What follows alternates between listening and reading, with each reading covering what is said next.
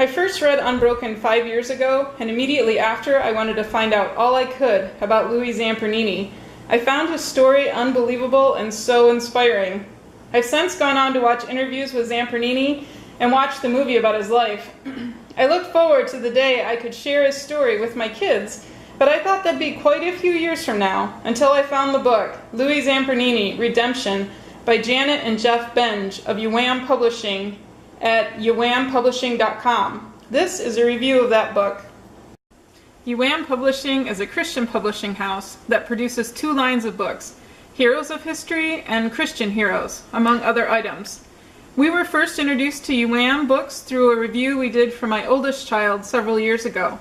We loved the books so much that this year we used the Heroes of History series for my youngest history curriculum. Since last year we've read 21 of the books in the Heroes of History series, and we still have 8 more to go. The other day she even asked me, what if they don't make any more of these books and I don't have any more to read? She just loves these stories. I've written reviews for many of the books on my blog, so I'll include those links down below. If you don't know his story, Louis Zamperini grew up in California and was on the fast track to the juvenile detention center when he was young. He started drinking when he was just 9 years old, and through most of his adolescence, he stole, drank, and ran all kinds of schemes to get money.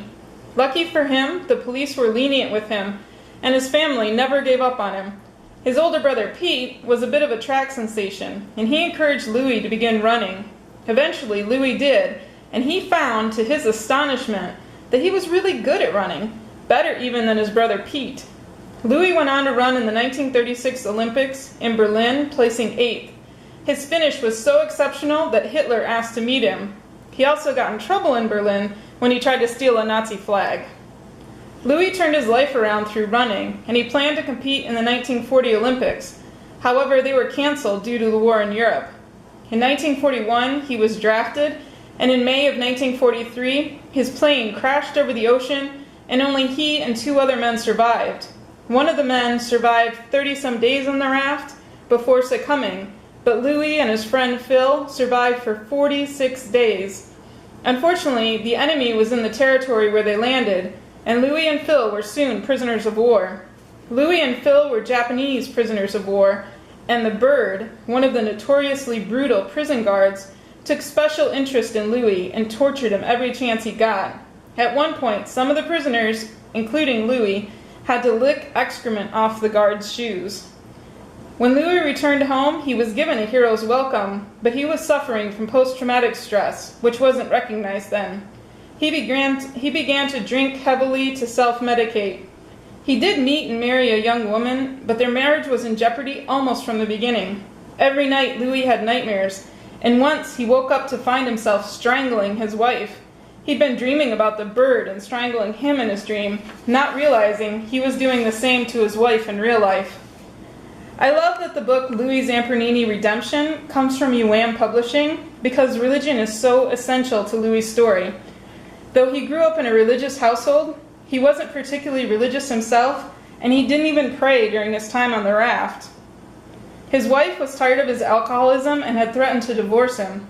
Billy Graham happened to be preaching in Los Angeles at the time, and his wife went to the meetings. She did convince Louis to attend, but he wasn't impressed. The second night, he absorbed more of Graham's message, and he did come to the front of the revival and accepted Jesus as his Savior. Just like that, Louis' life turned around. He never drank again after that moment, and he never again had a nightmare.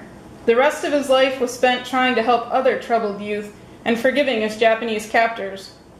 I appreciated that the YWAM Publishing book of Louis' life included all the difficulty and turmoil he went through, but wasn't exceptionally graphic. This novel lays the groundwork for children to grow older and read more detailed descriptions of Louis' life. This novel is a good introduction to Zamperini. Many YWAM Publishing books have study guides, including this one. I should mention that the Heroes of History books are appropriate for ages 10 to 14, so my girls at 9 and 10.5 are a little bit on the young end. When my oldest son and I received some of these books and reviewed them when he was about 12 or 13, we used the study guide extensively. You can see there's a lot of information here. There's the part 1 that includes many different activities and questions. I'm talking about key quotes that your kids could learn or memorize. A display corner where you would record, you'd include things like from Japan and Zamperini's life.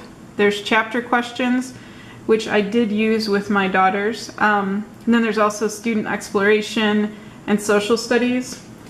One of the suggestions for crafts was to make a salt painting of koi fish, which are popular in Japan. We did that. This is our picture. We were supposed to use poster board. I didn't have any, and I could see afterwards why it would be better to use poster board. In addition, if you go back, there's also the unit study part 2 that includes fast facts on Louis Zamperini, some maps for geography work, and also a timeline that you could create.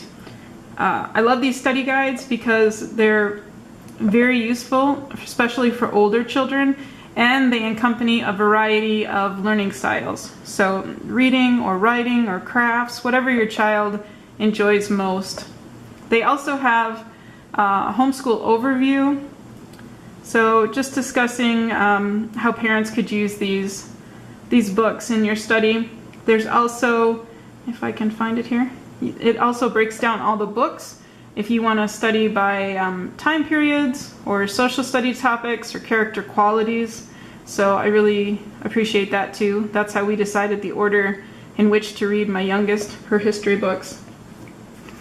So other than that, I think that's it. These are really good books. To read more reviews for other YWAM books like Laura Ingalls Wilder and C.S. Lewis, go to schoolhousereviewcrew.com. Just a disclaimer, I received a free copy of this product through the Homeschool Review Crew in exchange for my honest review. I was not required to write a positive review, nor was I compensated in any other way.